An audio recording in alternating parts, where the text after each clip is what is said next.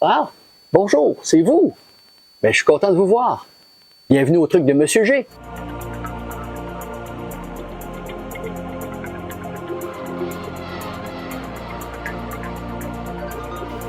Bonjour à vous, j'aimerais partager avec vous ma technique pour réaliser des spirogrammes ou des physiogrammes, terme qu'on entend une fois de temps en temps, mais je dois vous avouer que j'utilise toujours spirogramme. C'est un incontournable de la technique de light painting, je vous dirais. Le principe de base, c'est qu'on a un pendule qui est une source lumineuse, très souvent une lampe de poche, qui va osciller. Et on enregistre la trajectoire de la lampe de poche avec un appareil photo qui est placé sous le pendule. Et avec une exposition prolongée, bien, on a une belle trace laissée par le pendule pendant sa trajectoire. Donc, ça donne des choses très élégantes. Pourquoi vous voudriez essayer ça? Ben, comme je vous dis, c'est un incontournable du light painting. Ensuite de ça, ben, ça permet d'exploiter certaines ressources peu souvent sollicité de votre appareil photo. Donc, ça peut être intéressant de jouer avec ces fonctions-là. Aussi, la physique des pendules simples est très intéressante. Puis, le fait de pouvoir figer dans le temps la trajectoire du pendule, ben, ça donne un point de vue très différent et très intéressant, particulièrement dans mon cas qui est un nerd de physique. Et dernière chose, le résultat final amène souvent des belles surprises. On n'a pas toujours une idée de ce que ça va donner quand on fait le montage. C'est seulement en voyant le résultat final qu'on voit vraiment la trajectoire et les belles couleurs, puis quelquefois une espèce d'effet 3D là, qui va survenir. Donc voilà, donc j'espère que vous allez trouver ça agréable. Bonne écoute!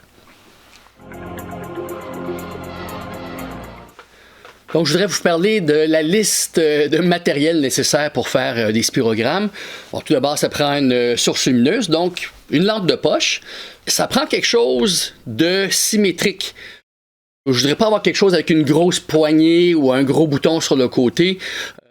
On veut justement qu'une fois que c'est suspendu à une corde, bien, si ça tourne un petit peu sur, si elle tourne un petit peu sur elle-même, bien, que ça ne fasse pas trop des choses irrégulières. Donc,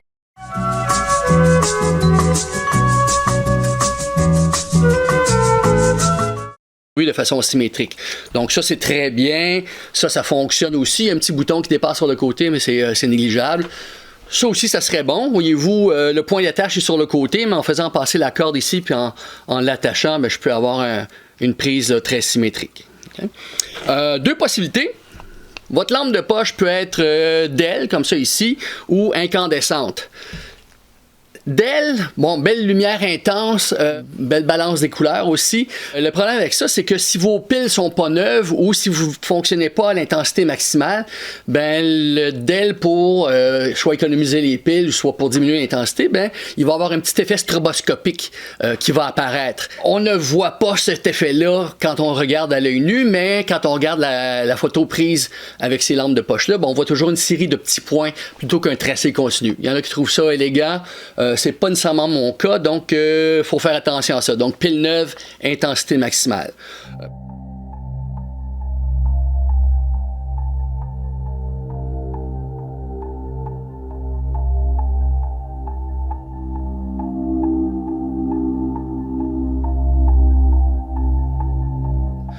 Pour éviter ça, on peut travailler avec une lampe incandescente, de plus en plus difficile à trouver, mais dans les brocantes, marché aux puces, tout ça, il y a encore moyen d'en trouver. Le désavantage de ça, le faisceau est moins lumineux que d'elle, donc il faut s'attendre peut-être à avoir un ISO un petit peu plus grand quand on travaille avec l'appareil photo. Aussi, le faisceau est un petit peu plus jaune-rouge, donc il faut peut-être jouer avec la balance des blancs de l'appareil photo pour rétablir les couleurs, surtout si vous avez du bleu là, dans votre image. Donc, pour changer la balance des blancs sur cet appareil, je m'en vais dans le menu. Bien sûr, je choisis le bon sous-menu ici. Il y a balance des blancs. Donc, présentement, je suis à 3500 Kelvin. Ce qui serait très correct pour une lampe de poche incandescente. Par contre, si je travaille avec une DEL, je pourrais y aller avec lumière du jour. Je peux aller avec Kelvin et aller vers 5500, 5200 Kelvin. Je ne vous conseille pas balance de blanc automatique parce que vous allez travailler dans l'obscurité avec de la lumière très colorée. Donc, cette lumière-là va imposer une balance des blancs qui sera vraiment faussée. La masse de la lampe de poche peut être un facteur, donc quelque chose d'assez massif, c'est intéressant.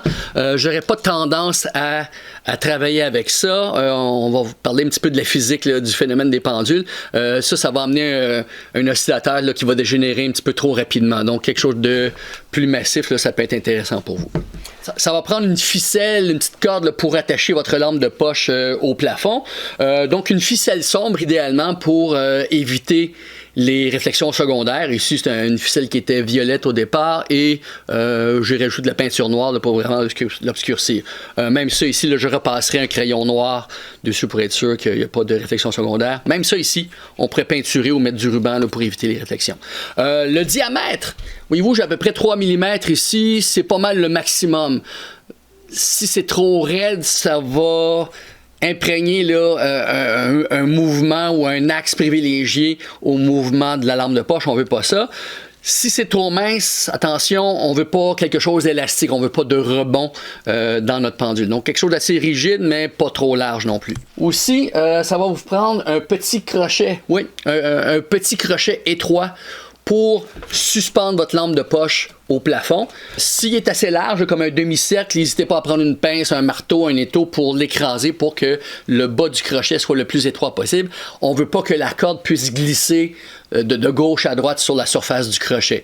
Même si vous faites ça dans un garage et il y a une poutre, c'est pas nécessairement la meilleure idée d'attacher la corde à l'entour de la poutre. Il va avoir un axe privilégié. On ne veut pas ça. J'ai fait un petit montage pour régler ce problème-là. Je vais vous montrer ce que j'ai fait, mais un petit crochet, c'est très bien aussi.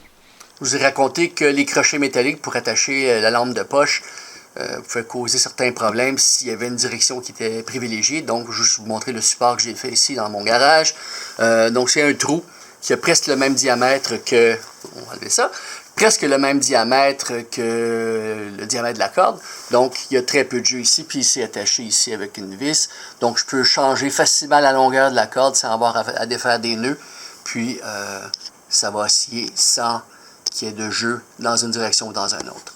Pour avoir un petit point lumineux lorsque le pendule va osciller, et non pas toute une surface là, complète pour la lampe de poche, on va vouloir obstruer la lampe de poche. Bon, pour faire ça ici, voyez-vous, j'ai un petit trou là, dans du papier d'aluminium. Donc ça ici, là, ça peut être de l'aluminium en feuille ou sinon ça c'est un opercule de peau de yogourt. Donc je pourrais plier ça par-dessus, mettre du ruban adhésif. Puis un petit trou peut-être fait avec un stylo. Okay. Donc le trou d'un stylo ou à peine plus gros que ça, mais on veut vraiment que ça soit compact, là, une source ponctuelle pour pas que ça soit trop diffus. Aussi, on veut que la lumière se diffuse. Voyez-vous, mon appareil photo va être au sol ici. Si ma lampe de poche est au-dessus de l'appareil photo, bien, la lumière en position d'équilibre comme ça ici, la lumière va entrer directement dans l'appareil photo. Donc, ça peut même surexposer, saturer en termes de lumière là, ce que je vais avoir à cette position-là. Puis, si mon pendule est un petit peu de côté comme ça ici, ben, ça ne pointe pas du tout vers l'appareil photo. Donc, il y aura beaucoup moins de lumière. Donc, pour être sûr que je ne surexpose pas à cette position-là, il y a quand même la lumière qui se rend quand le pendule n'est pas à sa position d'équilibre. Ben, entre le papier d'aluminium et la lampe de poche, je vais insérer peut-être 2-3 couches de papier ciré. Ça peut être du papier de soie, ça peut être même un papier mouchoir blanc. Et à ce moment-là, le fait d'avoir ça entre les deux ben, va permettre à la lumière de se diffuser dans toutes les directions.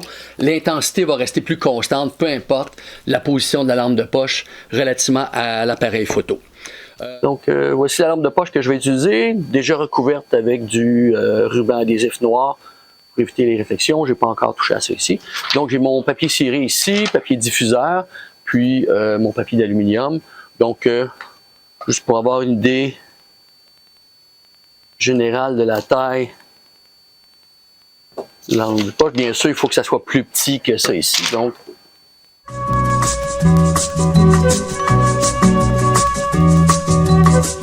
puis mon papier est quand même assez translucide, il ne diffusera pas beaucoup, donc je vais en mettre une deuxième épaisseur.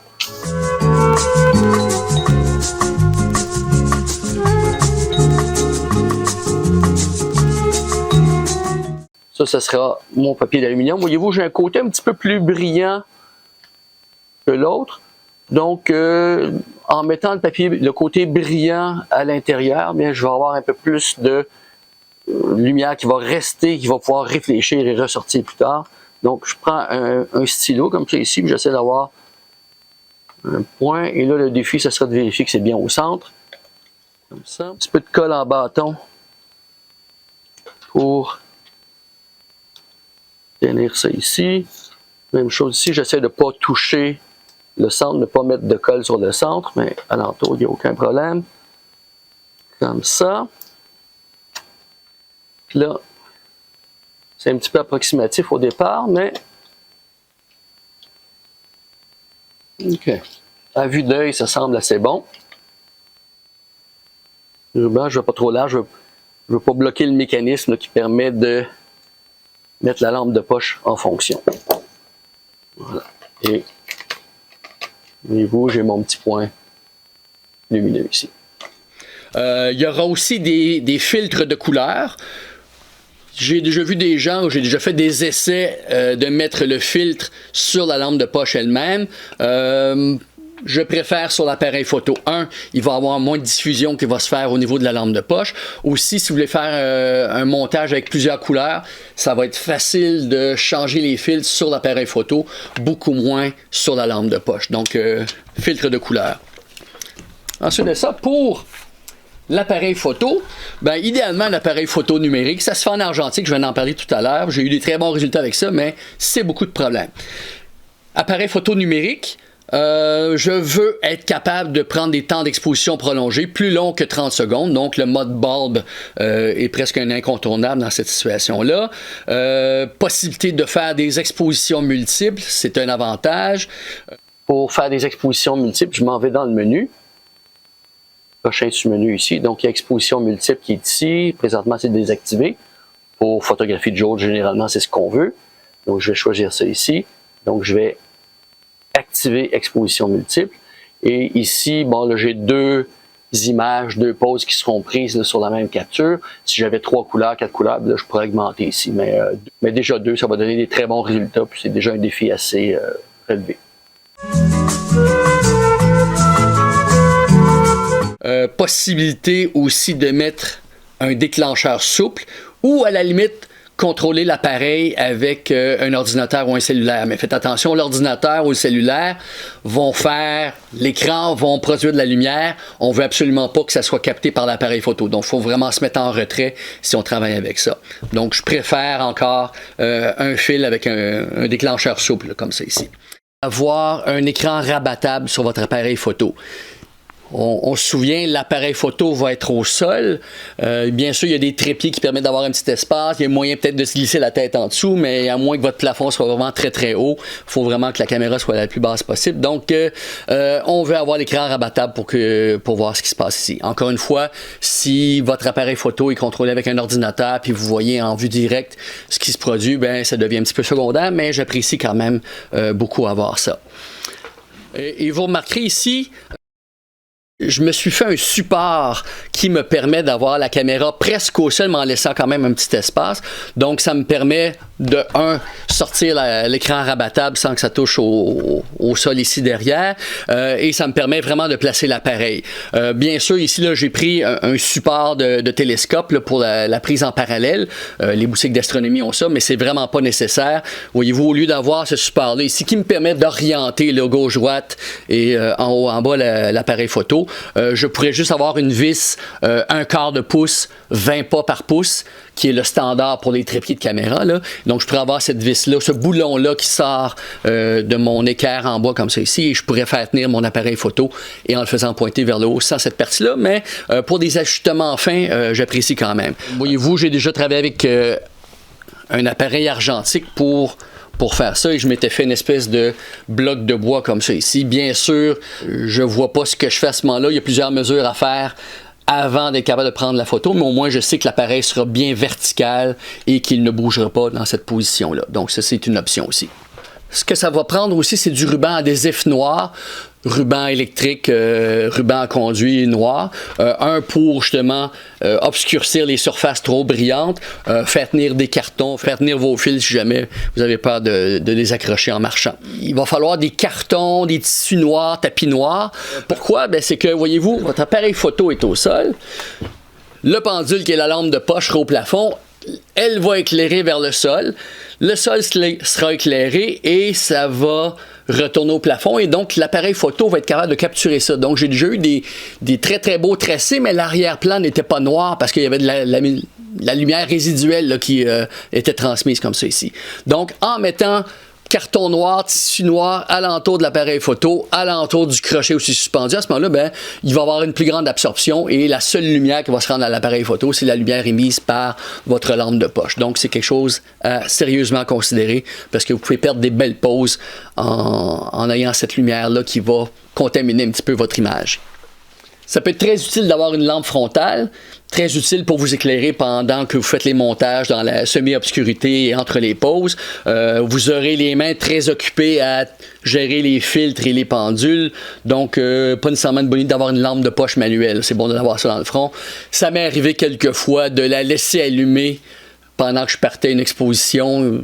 On réalise assez vite que faut l'éteindre, okay? Mais des oublis qui arrivent. Okay. Donc, avant de se lancer dans la technique, un petit peu de vocabulaire que j'aimerais établir avec vous, question qu'on se comprenne bien.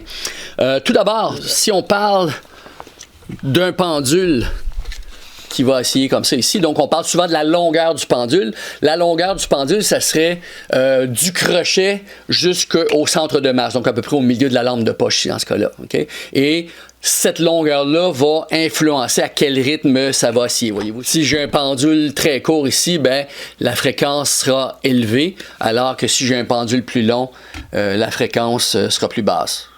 Okay. Les horlogers exploitent ça depuis très très longtemps à ce moment-là. Donc ça va influencer un petit peu la trajectoire que vous allez obtenir. Il y a aussi l'angle de déviation. Donc présentement, ce serait un angle de 0 ici, puis là je le tasse de 5 degrés, 10 degrés, et ainsi de suite. Okay? Donc l'angle que vous choisissez pour votre oscillation va influer là, sur le résultat que vous avez obtenu. Aussi, il y a l'amplitude. Okay? Ça serait le déplacement ou le débattement horizontal. Donc ça, je suis à amplitude 0. Et là, je le tasse, mettons, d'une quarantaine de centimètres. Okay? Et gardez en tête que ça sera en 2 dimensions. Donc, je peux avoir une amplitude X ici, puis une amplitude différente dans l'axe Y. Et le fait d'avoir une différence entre les deux, vous allez générer des ellipses avec ça et donner des très très bons résultats. Ensuite de ça, il y a le champ de vision. C'est le champ de vision de votre appareil photo. Donc, bien sûr, le champ de vision, c'est l'espèce d'entonnoir imaginaire là, où la lumière peut provenir pour se rendre à l'appareil photo. On veut généralement que la trajectoire du pendule reste à l'intérieur du champ de vision. On peut faire des très belles images aussi où on sort complètement du cadre. C'est à vous de choisir, mais généralement, on veut que ça soit comme à l'intérieur du cadre. Donc, bien sûr, on fait attention justement à l'amplitude qu'on donne au pendule pour que ça reste dans le champ de vision, mais ça va être géré par l'objectif. Gardez en tête que votre capteur de caméra n'est ni circulaire ni carré, c'est rectangulaire. Donc, le champ de vision dans l'axe horizontal de l'appareil n'est pas le même que dans l'axe vertical. Donc, quand on veut cadrer quelque chose, il va falloir en tenir compte. Bien sûr, le champ de vision va dépendre de la longueur focale de l'objectif que vous employez. J'irais généralement en bas de 50 mm. 50 mm est acceptable aussi. Là. Bien sûr, si vous avez un pendule très large, très haut, très éloigné de vous, ben 60-70 mm, c'est acceptable, mais généralement en bas de 50. Pas nécessairement très bas non plus. J'irais pas avec un fisheye. Là. Un fisheye, vous allez avoir un champ très large. Donc, vous êtes sûr que votre image va rentrer dedans. Sauf que si vous voulez remplir votre cadre, il va falloir vraiment que votre pendule oscille très large lui aussi. Et il va venir à un point que c'est tellement large comme amplitude qu'il n'y a aucune lumière qui peut se rendre à l'objectif. La lampe de poche fait de l'ombrage elle-même là, pour empêcher que la lumière se rende à l'objectif. Donc, il faut tenir compte de ça. Aussi, quand ce sera le temps de mettre des filtres sur l'objectif de l'appareil photo. Bon, on peut avoir une monture, là, coquin en fait entre autres, mais on peut les mettre, vu que c'est vertical, on peut même les déposer directement sans se soucier là, que ça parte au vent. Un objectif à surface plate comme ça ici, c'est parfait. Par contre, si j'utilise un fisheye, voyez-vous, bien, la surface est ronde. Donc, je ne veux pas nécessairement mettre quelque chose directement sur la surface de verre. Il faudrait se faire un cadre, mais encore là, fisheye, champ de vision très large, on verrait peut-être la monture. Donc, pas idéal à ce niveau-là. Donc, je resterai avec longueur focale normale ou grand angle à la limite, mais pas avec un fisheye. Autre variable qui peut influencer ce que vous allez obtenir, c'est bien sûr la distance que vous avez entre votre appareil photo et la surface de la lampe de poche comme ça ici. Et si, particulièrement si c'est relativement proche, là, quand le pendule va osciller, ben, la distance à la position d'équilibre n'est pas la même qu'à cette position-là. Donc si je veux avoir une image nette pendant toute l'exposition, faudra que je prenne un rapport focal élevé là, de l'ordre de f7, f8, f9, ça n'existe pas, là, mais dans l'ordre de f8 à ce moment-là. Si je prends un rapport focal de l'ordre de f4, oui, ça va me permettre d'avoir plus de luminosité, mais je vais avoir un effet bokeh qui va apparaître sur les côtés. Donc, c'est pas quelque chose qu'on choisit de faire. Donc, je préfère à ce moment-là garder l'ouverture dans l'ordre de f8 et changer le ISO pour quelque chose de plus sensible si jamais je manque de luminosité pour ma capture. Petite simulation avant de le faire pour de vrai, mais supposons que je veux faire une capture avec une seule couleur. Donc, je place mon filtre bleu ici dans ce cas-là. Je vais installer dans la pièce, mon garage ou autre à ce moment-là, je vais installer mon crochet au plafond, ma lampe de poche, position qui est facile de travailler, qui n'accrochera pas rien alentour. Donc, on place la lampe de poche, on l'allume, on s'assure qu'on a les cartons noirs au sol et au plafond. Lampe de poche allumée, je me mets en live view, en vue directe, et je m'assure que le point lumineux apparaît directement au centre du capteur. Si ce n'est pas le cas, pas besoin de toucher à la lampe de poche. Je ne fais que déplacer l'appareil photo pour que le point arrive bien au centre. Ensuite de ça, je fais un zoom sur ma vue directe. Je peux l'amener jusqu'à 10x à ce moment-là. Et je fais la mise au point avec mon live view là, en zoom à ce moment-là. Mise au point manuel, absolument. Il va faire tellement noir que la mise au point sera difficile. Donc, j'y vais en mode manuel. Mise au point pour avoir le point lumineux le plus petit possible. Une fois que c'est fait, je peux remettre mon filtre de couleur. J'éteins les lumières ambiantes à ce moment-là. Et à ce moment-là, je donne un élan à ma lampe de poche. Un élan elliptique, idéalement, ça peut être circulaire, vous ferez des essais. Et je n'ouvre pas l'obturateur tout de suite. Parce que ce qui va se passer, quand je viens de donner l'élan à ma lampe de poche, là, il peut y avoir des petites oscillations comme ça ici, ça peut être en rotation, donc il y a un petit peu de chaos là, qui va arriver dans les premières secondes. Donc je peux peut-être attendre facilement une dizaine de secondes, et une fois que le mouvement s'est stabilisé sans qu'il y ait trop de vibrations ou de rotation dans ma lampe de poche à ce moment-là, ben, puis on ne le verra pas, on va être dans l'obscurité là. Donc c'est pour ça que je laisse une marge de 10 secondes. Avec mon déclencheur souple ou mon ordinateur, j'ouvre l'obturateur. Vous pouvez choisir de faire un temps là, de l'ordre de 40, 50, 60 secondes ou même plus. Sauf que si vous regardez votre petit écran, c'est là que vous allez voir le temps défiler. Vous ne voulez pas vous mettre la tête au-dessus de l'appareil photo pour regarder ce temps-là, vous allez bloquer la lumière. Donc, moi, ce que je fais, généralement, je compte les oscillations, je compte les orbites. Donc, une quarantaine, une cinquantaine d'orbites.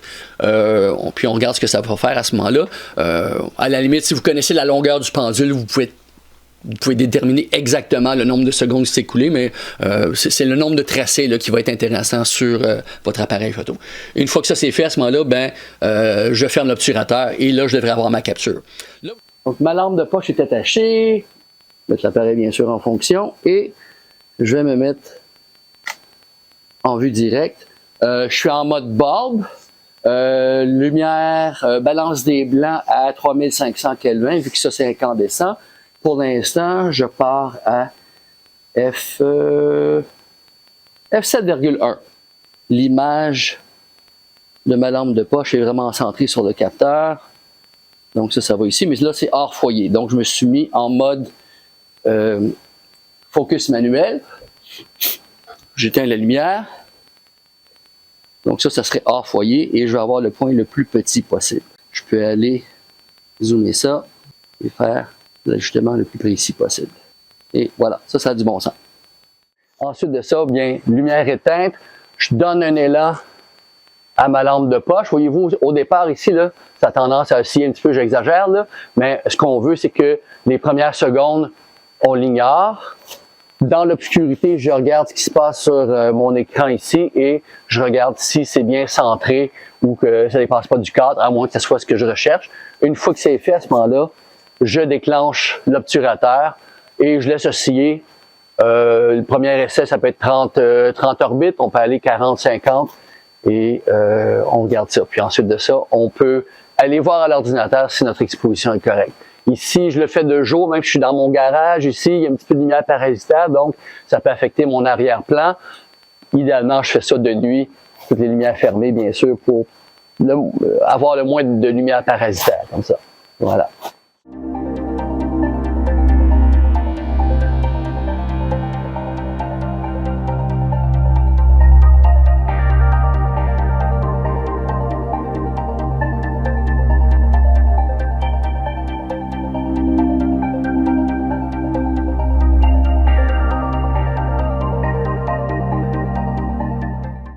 Comme je vous ai raconté tout à l'heure, les pendules simples, c'est un phénomène mécanique physique très intéressant. Ce qu'il faut comprendre, c'est que ce qui va déterminer la fréquence, le rythme d'oscillation d'un pendule, c'est uniquement la longueur du pendule.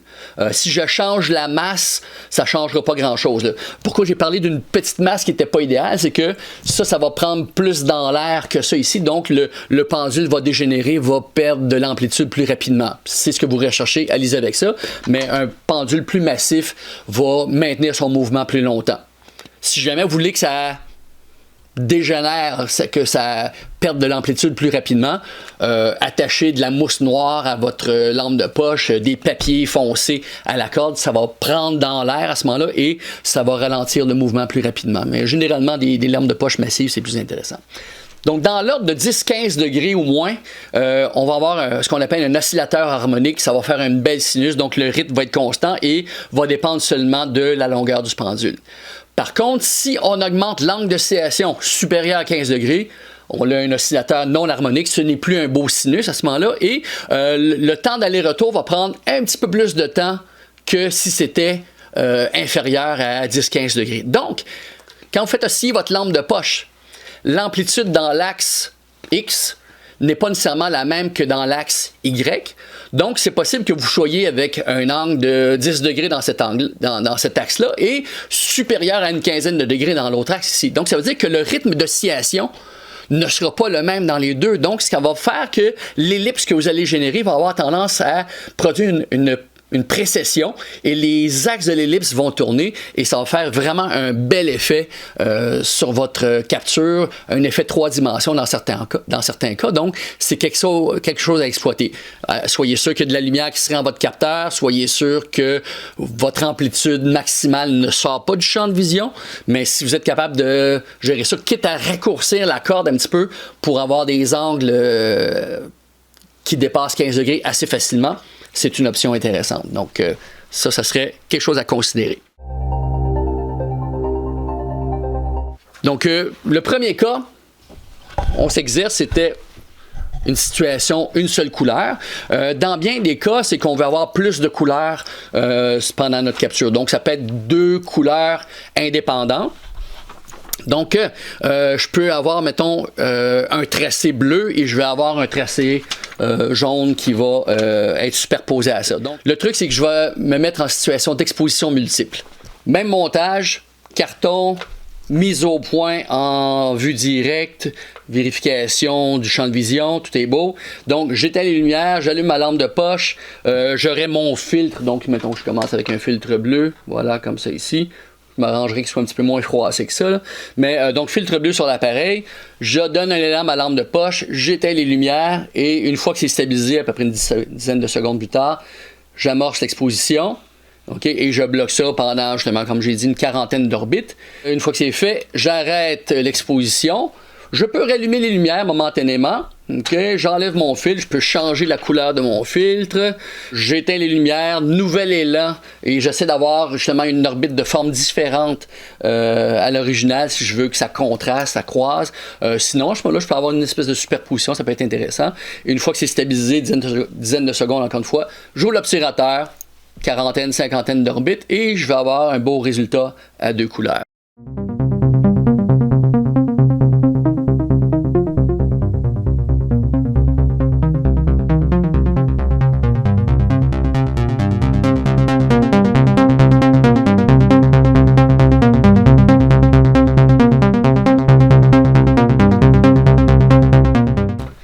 supposons que vous êtes un petit peu masochiste et que vous aimeriez faire ce processus-là avec un appareil argentique, et on est déjà conscient qu'on ne verra pas de rétroaction avant le développement du film, mais on peut quand même essayer.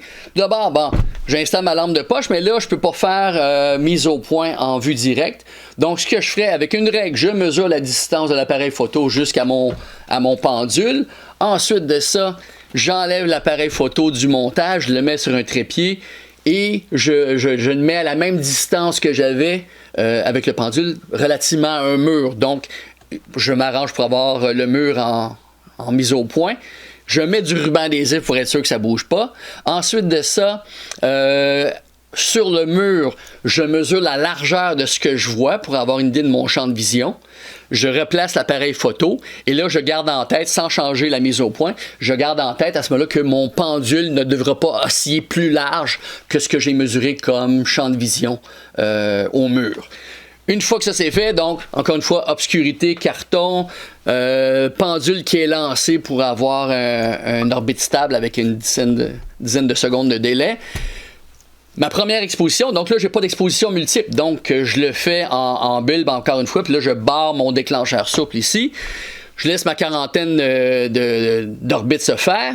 Et là, je prends une boîte opaque, je mets ça par-dessus, parce qu'il ne faut pas que je touche au pendule avant d'obscurcir ça ici. Donc, une fois que c'est bloqué avec une boîte, j'éteins ma lampe de poche. Dans l'obscurité, j'enlève la boîte, je retire mon premier filtre de couleur, je rajoute un deuxième filtre de couleur, je mets ma boîte de carton, rallume la lampe de poche, donne un élan, stabilisé, j'enlève la boîte et je fais ma deuxième exposition comme ça ici.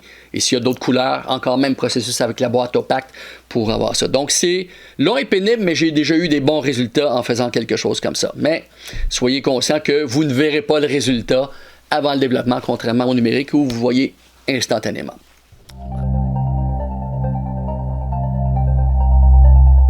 Autre technique qui peut être intéressante, c'est plusieurs couleurs, mais simultanément. Je peux avoir le goût, je vais le faire avec celui-là, ça va être plus facile à voir. Okay. Je le ferai en numérique, bien sûr, là. Mais ce qu'on peut avoir, c'est qu'au lieu d'avoir un filtre après l'autre, on peut avoir deux filtres côte à côte. Donc, ce qui va se passer, c'est que quand mon pendule est d'un côté, il y a le bleu ici qui va s'enregistrer. Quand il repasse de l'autre côté, il y a plus de rouge qui va s'enregistrer. Donc, le même tracé va produire plus qu'une couleur selon sa position. Là, j'ai mis un petit peu de façon improvisée, là, mais il faut vraiment que les fils soient côte à côte. Si on les superpose, surtout ces deux filtres dans les deux opposés du spectre, rouge et bleu, ben, au moment où c'est superposé, il y aura absorption complète, donc ça va faire une belle bande noire. S'il y a un espace entre les deux, il va y avoir une ligne blanche. Donc on veut vraiment que ça soit adjacent, sans superposition, sans vide entre les deux. Donc ça, c'est quelque chose de très intéressant. À la limite, vous pourriez vous faire une espèce de mosaïque avec plusieurs filtres. Ça peut être intéressant, mais le plus facile, je pense que c'est deux à ce moment-là. Et je vous présente quelques résultats de ce que ça a donné. Donc, ça a donné des très, très bons résultats.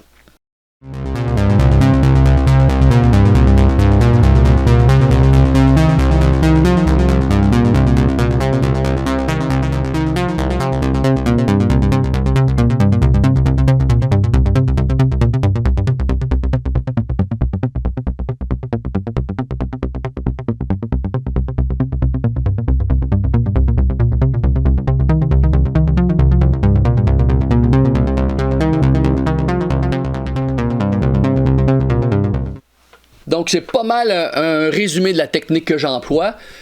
L'idée derrière ça, c'est amusez-vous. Soyez prêts à vivre des échecs. Vous allez passer des fois plusieurs longues minutes à faire un montage, puis vous êtes hors foyer, ou surexposé, sous-exposé. Donc, rétroaction fréquente avec votre ordinateur pour voir s'il n'y a pas des ajustements à faire avant de passer une soirée à accumuler là, des images qui ne sont pas optimales. Mais amusez-vous. OK? Apprenez à jouer avec ça, puis ça donne des bons résultats intéressants avec de la physique intéressante. Donc, merci de votre écoute et on se revoit au prochain épisode. Et n'oubliez pas, la vie n'est pas un sport de spectateur. Portez-vous bien!